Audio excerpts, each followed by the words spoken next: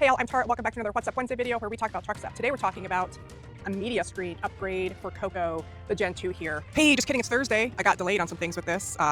Keep watching and you'll find out. But wanted to get this video out for you guys, so it's a day late. Sorry, keep watching. Been looking at media screen replacements for a couple years now, ever since I got the Gen 3, because when you go back and forth between them, there's definitely a difference when it comes to the 7-inch screen for Sync 3 versus the 12-inch, I think it is, in the Gen 3. And this is from CarABC. I was sent this in exchange for doing this video and giving my thoughts and opinions about it. I didn't like any of the other options that I saw with the big Tesla screen and overhanging like the dash. But when I saw this, I was instantly intrigued. But one of the things that I was really attracted to this setup is that it reuses your existing knobs and circuit boards. So it's not completely replacing the communication, I guess, and the interface with this. I like physical knobs, especially when you're off-roading. I do not have time to try to get into a certain screen to turn the air up or whatever. So I like knobs, and this integrates, hopefully, more seamlessly than some of the other ones. Also, Tara from the future here. This video is very detailed. Yes, it is long. I wanted to provide you as much detail as possible for this install and to hopefully save you time and frustration, which I went through. But if you're looking for something specific, look in the description box below. I did do timestamps, but I go over disassembly of the stuff from the truck, disassembly of the components into the pieces that you need for the new setup, the modification that I did, assembly of the components, and then reinstallation of the truck, and then walkthrough of how it looks and everything. But if you're looking for something specific, look in the description box below for the timestamps. Thanks so much. Hope this helps.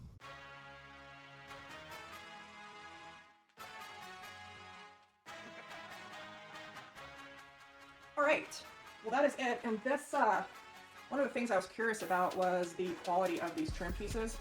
And yeah, it's plastic, but it's pretty thick and the color looks good. The buttons seem to be okay. But yeah, we will see how all this comes together here. Not exactly sure, but we'll figure it out. Oh, and before we get started here, one thing to know that is very important that I didn't know until I got through all of this is that you'll need Sync 3.4.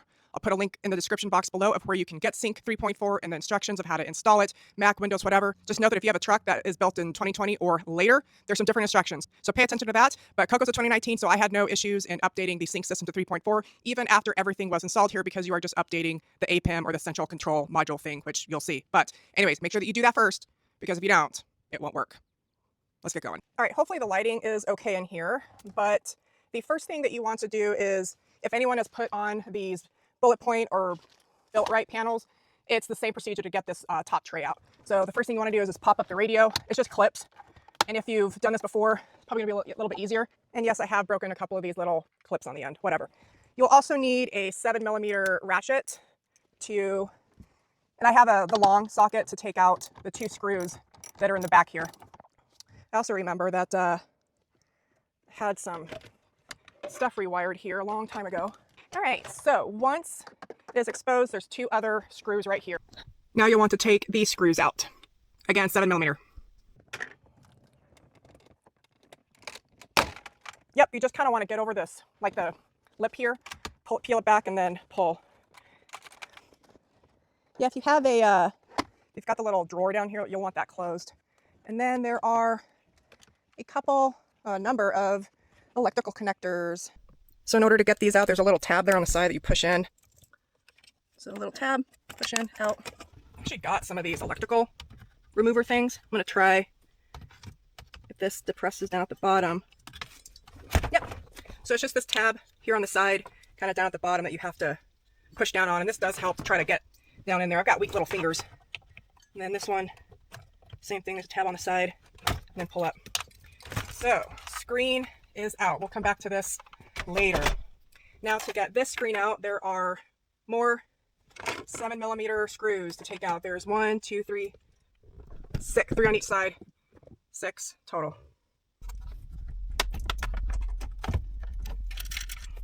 All right, so this comes straight out, and then more connectors.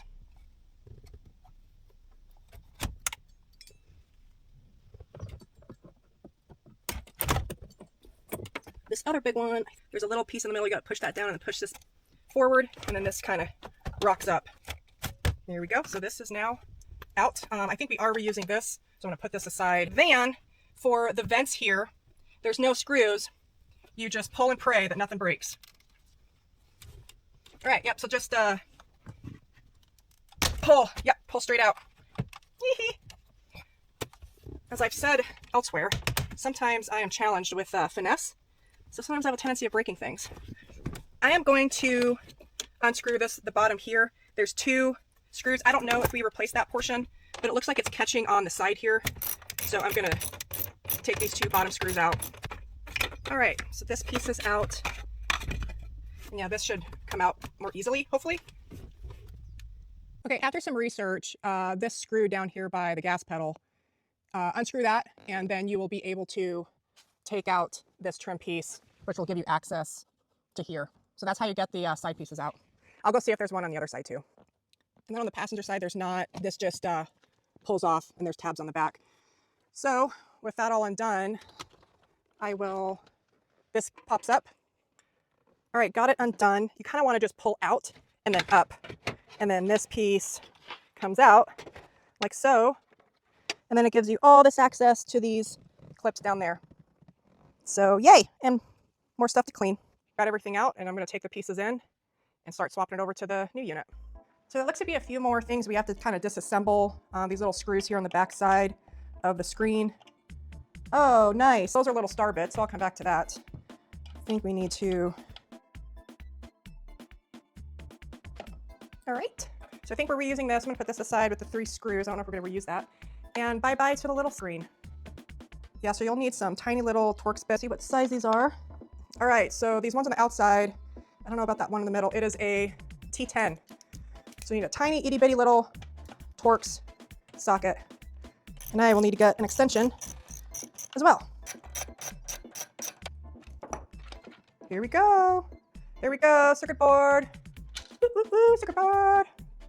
There are some more of these T10 screws here on the inside that are holding the circuit board to the outside. Last screw, I'm going to pull these up together, dump the one screw out, put this over here on the side very gently, and then to take the knobs out, oh, they just kind of pop out.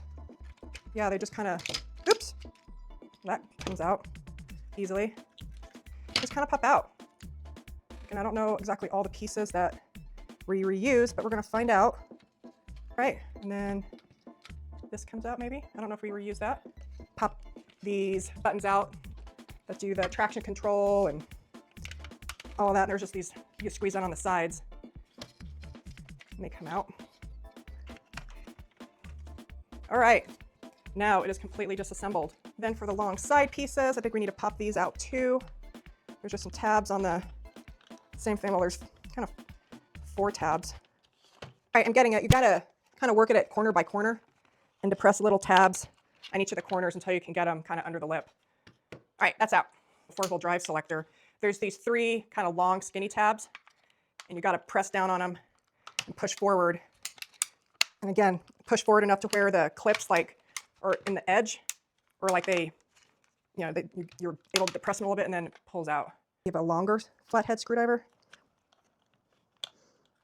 There we go. Whoop, whoop, whoop, whoop. I think. Yeah, get the bottom one to kind of catch on the lip, and then you'll have to go down into this channel right here on the top and depress this tab. All right, now I'm going to, oopsie, I'm gonna try to clean this up a little bit and then see how things come together. So, be right back. Here's something for you guys. So this is the panel that comes in the new, actually disassembled this into the new frame or whatever. And I do not like this at all. So this is the radio controller. This is where like the tune and the volume goes. Well, this came out of the truck and that's the new one. So I'm not crazy about that because you lose, I mean, I don't use the pre-programmed radio channels anyways, but like, why didn't they make this to where you could pop this in? All right, here's where we're at. I do not like this. I do not like how it's just all plain, and this is where we came from. I have done some measurements, and it seems like if I cut this top portion out off of this, and this is where the airbag thing went, so you lose that. I can actually see the little lights on the circuit board too, so you lose that. But if I cut that off, and then cut this out, and I'll have to cut this out because there's no way to get it out because it's all molded together, I think this will fit in there. I think it will. I'll have to be very careful. If I mess something up though, I could be screwed going back to stock with the old setup if this doesn't work. And if I mess something up on here, then I won't be able to use this. Is it recoverable? Maybe. But I think I'm going to go ahead and try and cut this out and fit this in. I will work on this off camera because I just don't know exactly my approach. All right, the first thing that I started on the actual piece that goes on the unit here is drilled a bunch of holes. Made it look like Swiss cheese, and I have a little Dremel thing.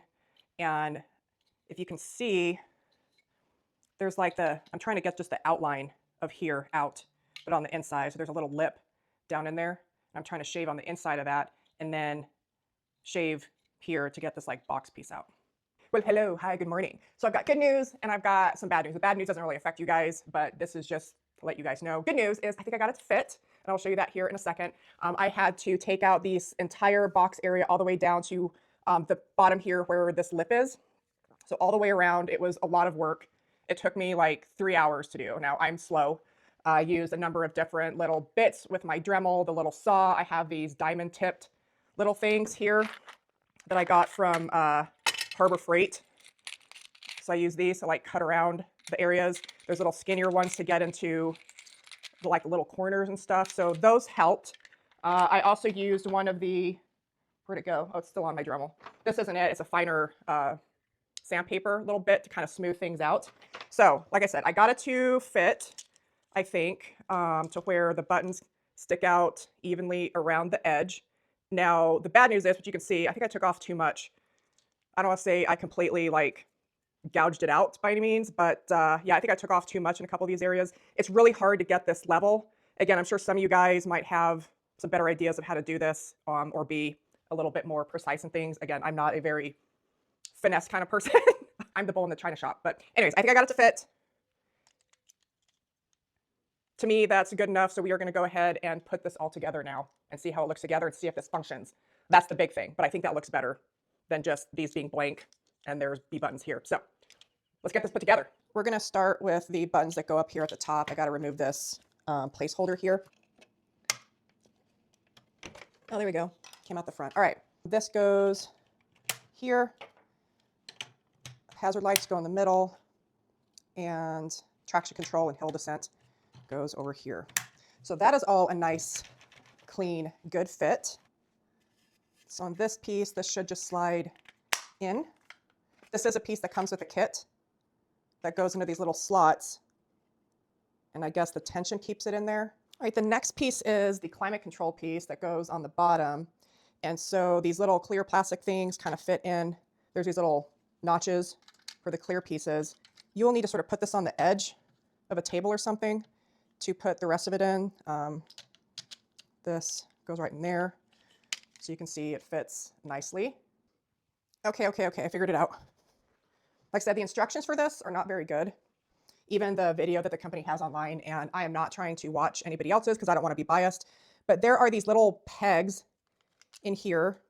These little, I'll show you on the other one, it's better. There's two little pegs that you put the holes through so that everything is nice and straight. So that is good. So this rubber thing did come off, but it fits into where the switches are, just like that. This goes on top. Do these come off? Okay, these little rubber things on the circuit board don't come off, but I think they fit in those little pieces in the knobs. Okay, nice and flat and secure. And then there are two different size screws that you use to screw this back in. And they do have all of the hardware labeled. The sizes are marked on here, and the sizes are in the printed instructions that come with it. So make sure they're all nice and tight. And the reason why you want them all nice and tight is because these buttons need to be pressed. Cool. All right. All right, then for this control module thing, they provide you with this metal piece, and there's plastic on it. I don't know whether that's supposed to come off or not. I'm going to say yes. Hope so, because I think having the plastic in there might not be good because of the heat. And this bolts in right to this plate that comes in the kit. So you just line them up. There's two holes on one side and one on the other, so you can't mess it up, and you do want to put it on the raised edge. So not on the indented edge, but on the raised edge. All right, so that is bolted on there. So really the only piece that we need to fiddle with is the radio portion, which this circuit board goes to, and then I need to reassemble the actual piece that comes in the kit to put the screen back in, and the radio piece that I was showing earlier fits into there and bolts into there.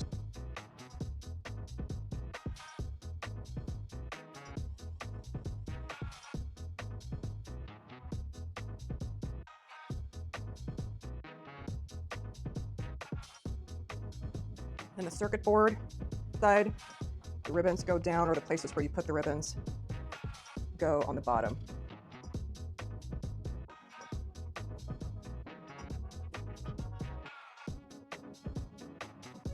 So this is what it looks like, guys, with the oops. And I tried to put some of this, I don't know what it is, loop fabric stuff. It's high temp, down into the kind of like the crease here. And I stuck it down too much to where it's sticking up. So I'm just going to press this back in a little bit. It's just to kind of help kind of close that gap. I thought about putting some gasket maker back there, but I don't know if that's going to work. But you can see I definitely shaved off too much there on the top. Oh well. So up close, you can see I gouged it a little bit down here, and then I took off way too much here on the top to where there is a little bit of a gap again. You know, that's bad for me. Just want you guys to know, if you do this, be a little bit careful. The bottom doesn't look too bad if I didn't have this all gouged up a little bit on the outside here. But yeah, that's what it looks like. Yeah, I wish that was a little bit cleaner, but oh well. If you guys have ideas of what maybe I could put in there to kind of seal that crease up, let me know. All right, and then while we're here, I'm just going to go ahead and put the 4-hole drive selector knob in here. That seems to have a kind of a positive clip when it clips in. I'm going to flip it back over. And then we put the two pieces together. So the next step is to connect this to this, and there are these 3 holes right up here. And this sort of sits down over the ledge a little bit and screws into those 3 spots, and it uses the 2.6 by 10 millimeter screws, again, that come with the kit here.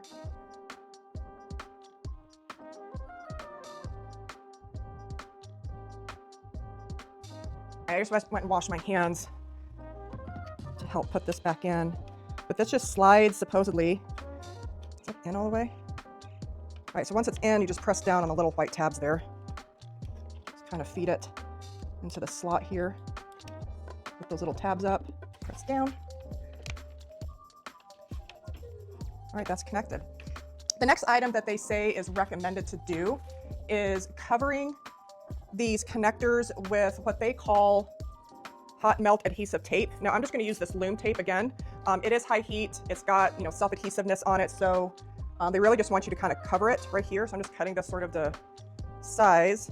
Apply the hot adhesive tape to the ribbon, so it looks like it's just kind of on the top here of the 4 connection spots. So I cover that. That's just covering the plate, and then on the top down here. All right, next is putting this on. And the black plastic, this is probably the hot melt adhesive tape we're talking about, goes on the bottom. And those 2 spots are for the big connector. Let me get this plastic off. Are for the electronic connectors, or the harness connectors up there. All right, there we go. All right, so that is all in. And then now comes the hard part. Not the hard part, but reconnecting all this stuff. But I think I'm done with putting all of the unit pieces together here. Let me flip this around to show you how it all looks. So there we go. But they don't have instructions for what you do with these electrical cables. All right, so there's a few instructions for the wiring diagram, and it does look like this is an extension, but then it says USB cable. Please place the USB cable separately in the armrest. Well, it's connected to all this. So like what the heck? I don't know. One thing I figured out is on this central control unit, you need to take this wire out, because this is the wire that connects to the old screen. So you need to take this out and replace it with this cable they gave you that connects to the back of the screen here. So that's one wiring thing figured out. And now that I'm looking at it, it is color coded. So blue goes to blue, teal goes to teal. Yay! The first thing I'm going to do is kind of do this in reverse. Oh. So the kit does come with these screws that have a little bit of a wider base to kind of flare out a bit. So it's the package that has number 5 on here. So you can see it's like wider. It comes with 4. You only need 3 here. So I don't know what this is for, but anywho, I don't know which connector switch. That sucks, but I'm not going to pop this in all the way or like finish all the trim. But I just didn't know if I needed to put this in first since that's how it came out. So it seems like the green one goes to this, but I am not sure. We'll see. All right, hopefully that's a better angle. But if you recall, this was bolted up in here this way with this control unit on the back, because on the front was where the screen was. So we are going to attempt to get this all sort of bolted in the way that it was. This piece goes down here. All right, that's in. And then this blue piece goes here. Looks like it's better. All right. Okay, guys, I think I have it figured out. Yeah, initially I thought this was just for updates, but I think what you do is this goes in here, and I need to unbolt this again. This clips in there. I need to unbolt that. Let me show you. This is what I'm thinking. This is an extension that goes on the existing main control unit, and this is where the one from the truck comes into. So it is a little bit, it's like a converter, I think, because it's converting it from like 8-inch to larger, and then the white part plugs into here. So that's what I'm going to do. I have to unscrew that again. Take this. Got to undo this first on the connector that they give you. This kind of rocks in here. And again, none of these connector, or like how all these connectors go together, are shown in the CarABC instructions, the stuff that comes in the box, or the one that they have on YouTube, which they do have one. There's a QR code on the instructions. And again, I haven't been watching anybody else's install video just because I didn't want to be, again, sort of influenced by it. I just wanted to give you my own experience here. So that clips in there. Okay, so that's connected. I still have no freaking idea about this stuff. There's nothing for this to connect to. I guess this is for updates. Maybe this is like if you have another radio or something, because usually these are like, you know, audio wires. So maybe that's what this is for another upgrade or something, which I don't have. I'm not going to worry about it. And then this, the USB thing, which they said to put into your glove compartment, but it's all together here. All right, whatever. Anyways, that's all in now. I'm going to re-bolt this in, try to stuff everything up in here. It is a little stiffer here to get everything up in there. All right, I'm gonna bolt this back in. This is back in. Now let's get these other ones connected. So this cable that comes in the kit that goes to the back, this connects here. Again, teal to teal. So I'll stuff that up in there. And I know I have this backwards right now, guys. Let me flip this around. All right, and then maybe that's why they didn't have it in the video. This is kind of awkward to get, but these two go in these two slots for the climate control area. The radio and all of that is installed. So, and then this connector goes to the 4-wheel drive selector. These connect up to the top for your auto stop, emergency, and trail control one. So I'm gonna get all of these, and then over here to the two power, the power things on this side. So I'm gonna get all these connected. Okay, I've got my DJI going here too, so maybe you guys can see stuff here on the side a little bit better. And this is sort of a tight fit up in here.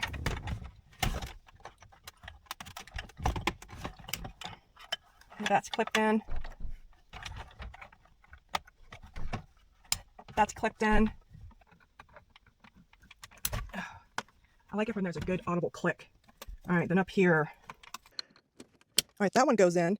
Oh, it's because I was trying to put the wrong one in the wrong slot. Ha! Hee hee. Green goes to green. Remember, guys. Green goes to green. You might not be able to see any of this, but all right. Everything is clipped in. And another check all the way around. Oh, I missed the 4-wheel drive one. Down here.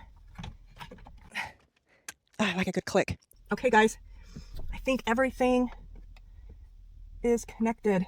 We are going to get this popped back in. I'm going to start with the main piece here. And you really just need, I think, to make sure all the clips are aligned, which is really, really, really hard to see. Really hard to see. Make sure that the air vents are sort of aligned. Make sure all of the wires are tucked up in there. Let me redo that. Everything that I can see is aligned.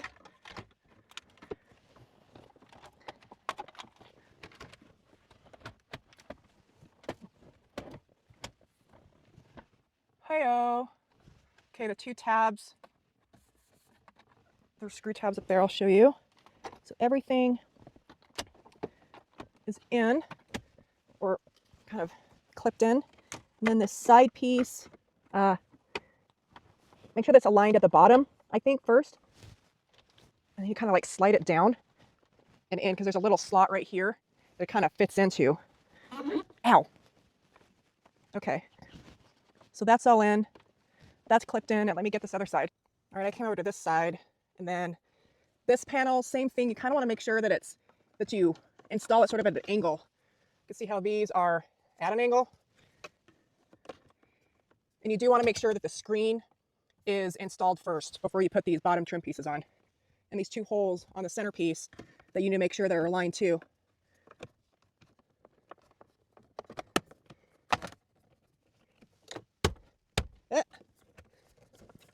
Yeah, shift them down, and then you will hear it click. After you have everything installed, you just put all your trim pieces back in the way that you took them out. Screw these two top screws back in using the stock screws, the 7mm stock screws up here, and you're done. So popping this back in after all of the wiring connections are made, confirming operation is actually pretty simple. A whole lot easier than taking it apart. Once we get it all back together, I'll show you how the top line here marries up to the tray that's up here. Because it does stick up a little bit, which I didn't realize. So we'll see how it looks. All right, something that I just noticed when I was putting the top tray up here back in is on the stock piece, trim piece, there's these 3 clip holes that hold the front of the tray in. Right here, those 3. There's nothing for these to clip into, and you kind of have to angle it down. There's no clip holes.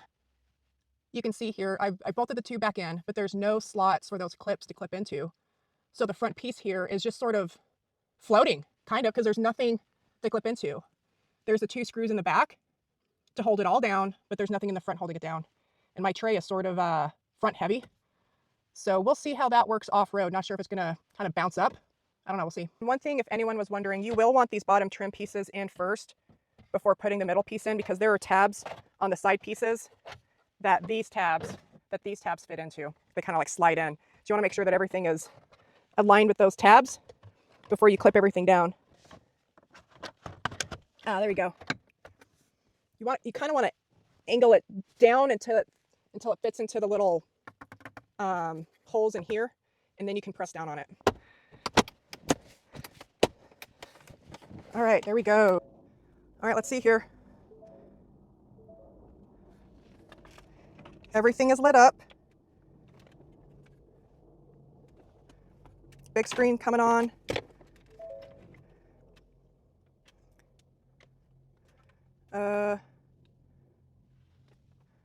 Let's see what this looks like. I know that you can redo the screen here and have the Raptor stuff come up in ForeScan. I'm not going to do that here. Okay, so the instructions say, if the boot screen displays an 8-inch UI screen, you need to disconnect and reconnect plug 1 or plug 2 and restart the screen. At this point in the installation process, I didn't know about the Sync 3.4 update yet, so I went through and disconnected the connector like over 20 times, and it didn't work. I reached out to CarABC support, and they got back to me and told me that I needed to update to Sync 3.4. So I did that the next morning, and we'll go from there.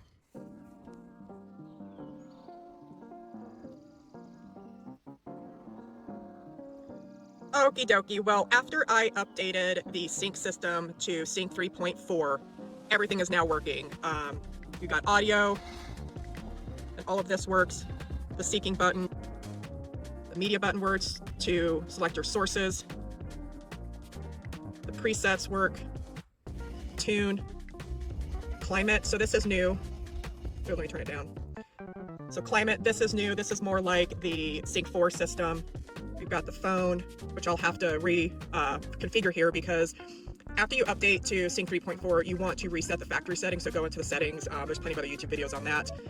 Nav works here, and then all of the apps settings. And then, yeah, I'll plug into Apple CarPlay here. And now that I have CarPlay connected, you can see all of these buttons down here work. I've got calendar, phone. I was just listening to Spotify, maps and everything. So that's all cool. All the apps are in here. So super, super cool. And then just to show everything, yes, all of these buttons down here work still. Pretty cool. I confirm with one of my buddies that the heated and cooled seats buttons down here only work when the truck is fully powered on. So I've got confidence that those work. All right, that's back in. So now, let me see. Yeah, so there is an overhang here. I'll show you. And this kind of bounces up a little bit. So you can see there is a lip here, which I was trying to avoid, but I guess I wasn't successful at it. And then this does bounce up a little bit. So I wish that there were some clips down there. I do think that there was a way for them to manufacture some in, just extend the piece right there. But we'll see how this goes over a long-term review. I'll let you guys know here in a couple months or so. All right, well, I put my iPad mount up here, and I'm not crazy about how far up it sits, so I might have to look at a different arm, but because I like to keep all of that open. I mean, it's not too bad because I sit up pretty high, so I can still see out right here, but that's definitely higher than I was thinking it might be, but maybe I can live with it. I'm not sure. But anyways, everything is functional. We're good to go. I didn't get the Raptor initiation screen up here because I got to do some fiddling with ForScan, and my battery is getting low. So anyways, I will provide a review of how it's going for me here, like I said, in a couple months, but got everything functional. I think that looks good. All the lights are working, and I do love the really big screen. Anyways, hope this was helpful. Thanks, guys. See you next time. Here's some of my other videos YouTube thinks you might like.